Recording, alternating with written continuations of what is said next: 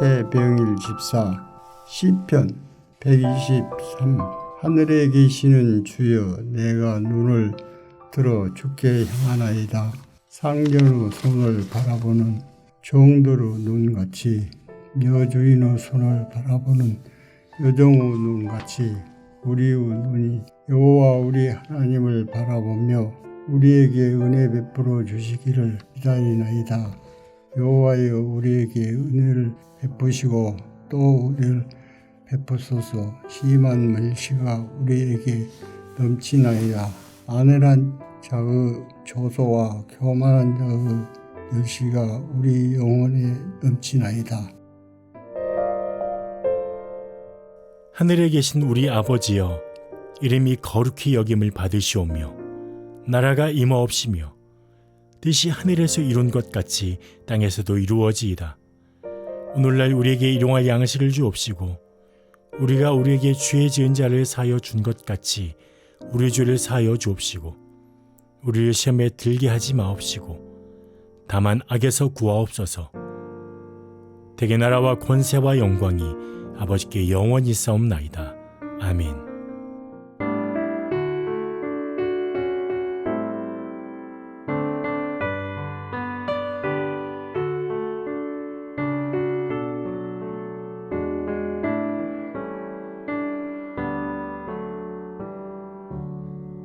주 예수보다 더 귀한 것은 없네.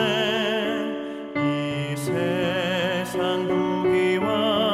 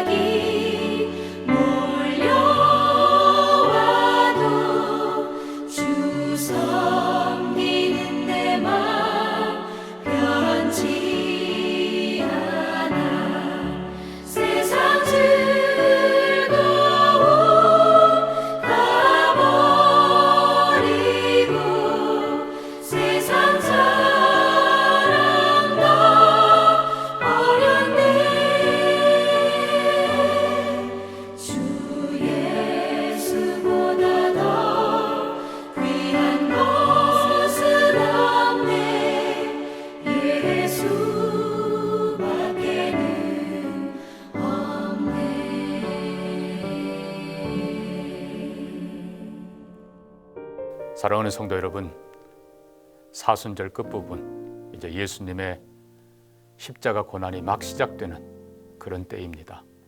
우리가 하던 일들 멈추고 말씀 앞에 더 가까이, 십자가에 더 가까이 가는 우리가 되기를 바랍니다.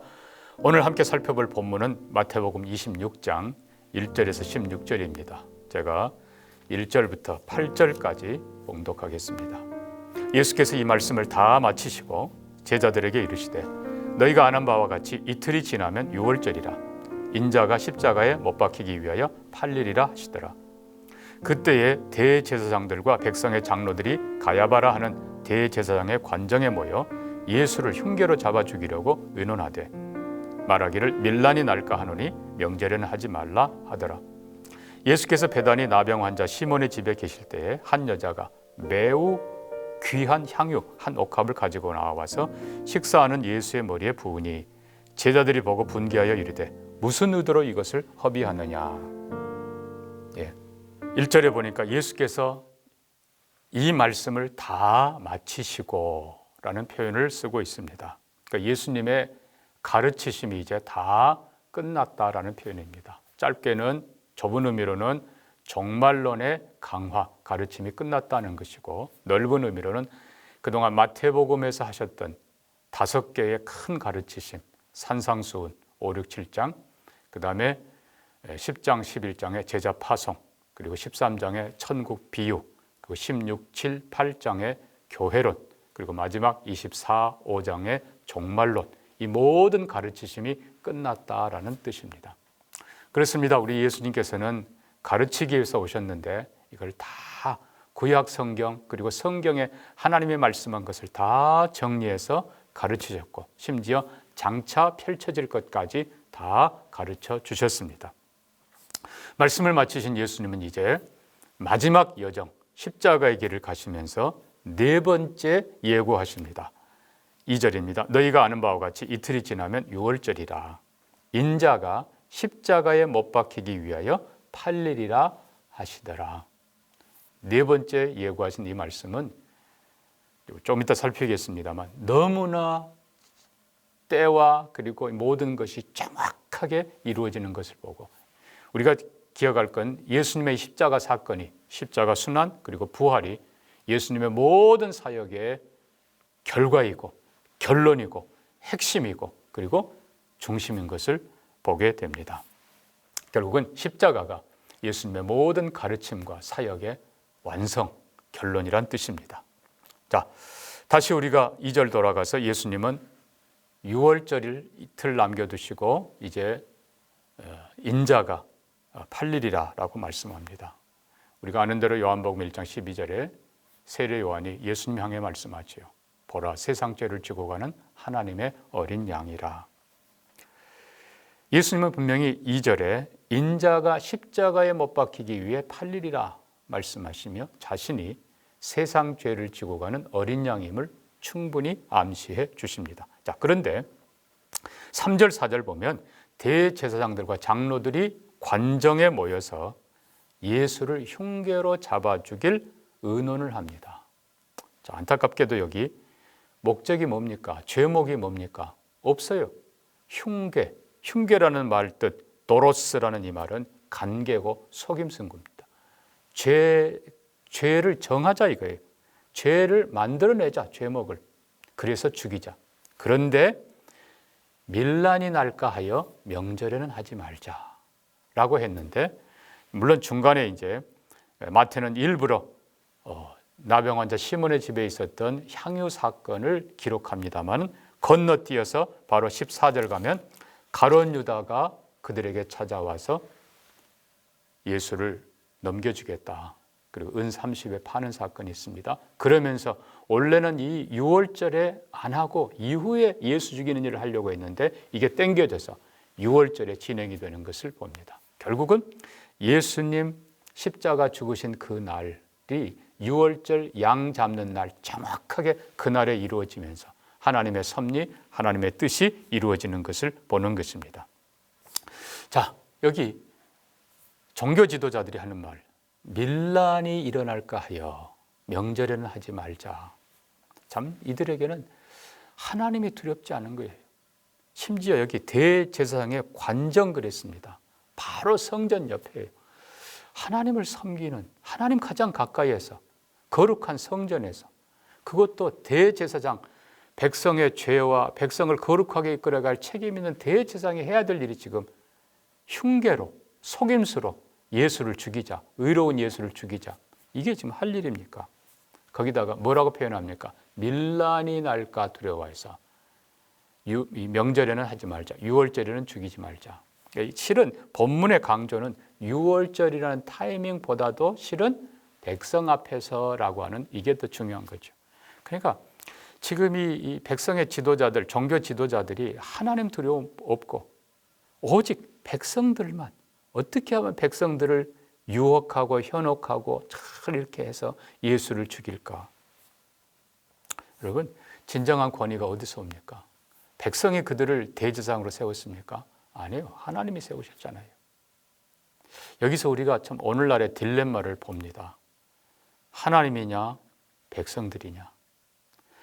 더 한 걸음 더 들어가면 신앙이냐, 포퓰리즘이냐. 여러분 확실하게 해야 될 게 있습니다.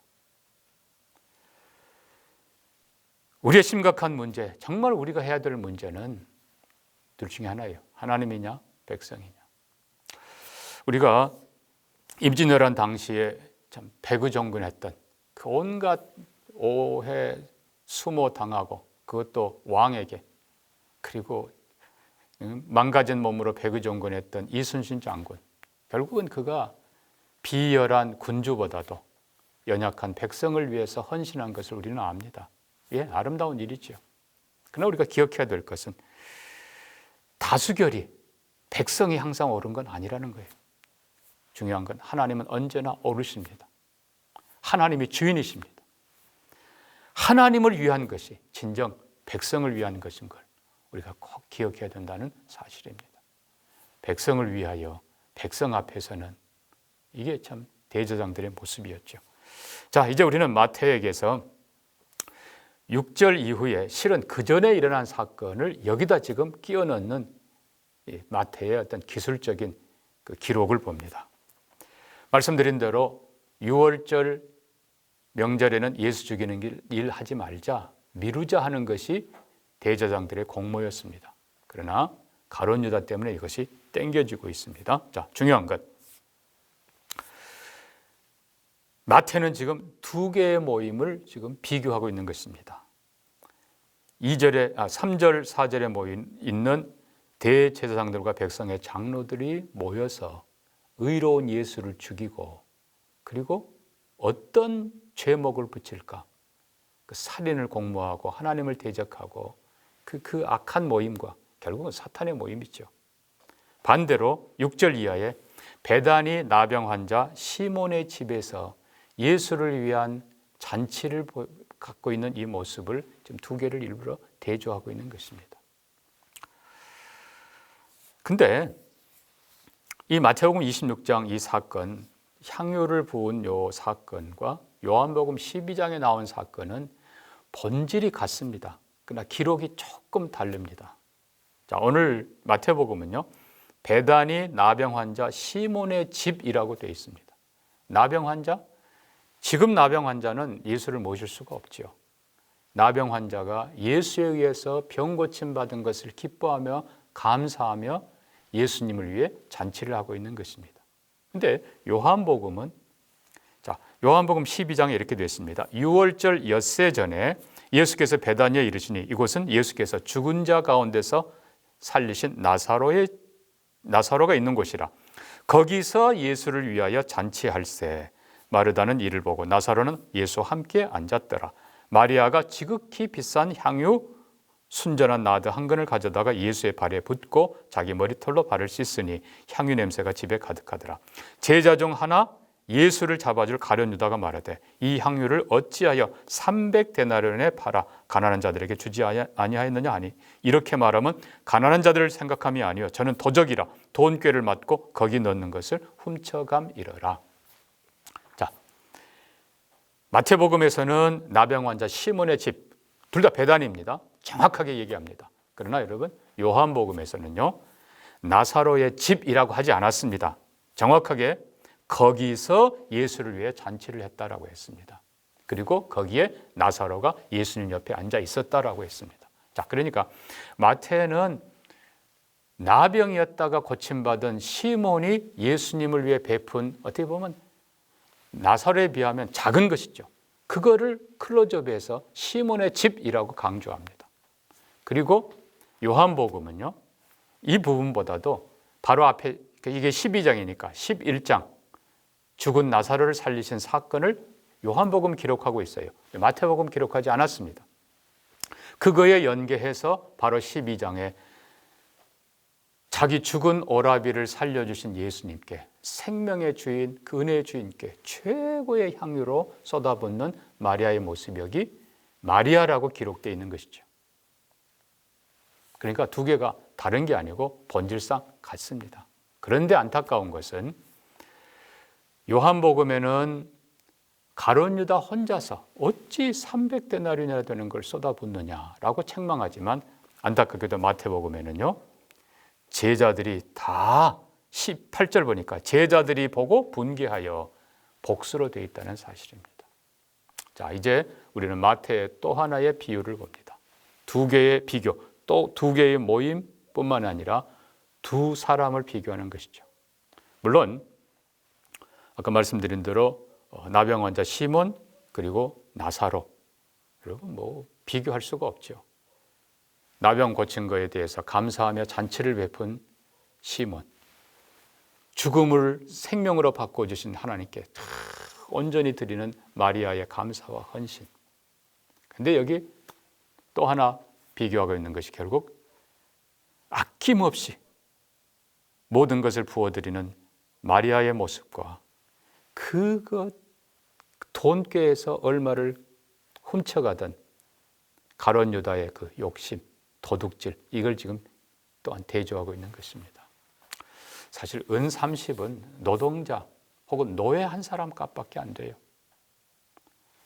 결론으로 말하면 이렇습니다. 마리아에게 예수는 모든 것을 쏟아부어도 아깝지 않는 최고의 주님입니다. 그러나 가룟 유다에게 예수는 노예 한 사람에 불과하다는 것입니다. 사랑하는 성도 여러분, 우리 자신을 돌아보기를 원합니다. 나는 어느 모임에 있는 사람입니까? 실제로 마태는 14장에서도 두 개의 잔치를 비교했었습니다. 헤롯 왕의 생신잔치, 어마어마한 잔치. 그러나 세례 요한의 참수로 끝낸 피해 잔치. 반대로 빈들에서 오병이어의 초라한 잔치. 그러나 하나님의 말씀이 풍성하고 모두가 기뻐하는 행복한 잔치. 여러분, 어디에 들어가기를 원하십니까? 결론으로 두 개의 모임, 또 더 나아가서 두 사람, 정말 예수께 모든 것을 쏟아부어도 아깝지 않는 마리아의 모습과 어떻게 해서든지 뭔가 이익을 얻으려고 하는 그 초라한 유다의 모습, 우리가 어떻게 하나님 앞에 설까를 깊이 생각해야 되는, 정말 사소한 것 때문에 예수를 배반하는 어리석은 사람들이 아니라 예수, 우리의 모든 것 되시는 주님 앞에 최선을 드리는 마리아처럼 되기를 소망합니다. 함께 기도합니다. 하나님 아버지, 예수님의 십자가 결국 모든 성경의 완성이며 우리의 구원의 완성인 줄 믿습니다. 우리의 신앙이 철저히 예수의 죽으심 십자가, 예수의 부활, 그 생명이 되도록 축복하여 주시옵소서. 하나님의 말씀은 반드시 그대로 이루어지는 줄 믿습니다. 우리의 섬김과 수고로 하나님의 말씀이 더 확장되도록 축복하여 주옵소서. 두 개의 모임 중에 우리는 정말 주님께 감사하며 헌신하는 자리에 있기를 원합니다. 우리에게 예수님은 마리아처럼 최고의 것을 쏟아부어도 아깝지 않는 우리의 모든 것이 되기를 소망합니다. 그렇게 하나님께 헌신하고 주님의 죽으심을 더 귀히 여기는 우리 모두가 되기를 소망하며 예수님 이름으로 기도합니다. 아멘.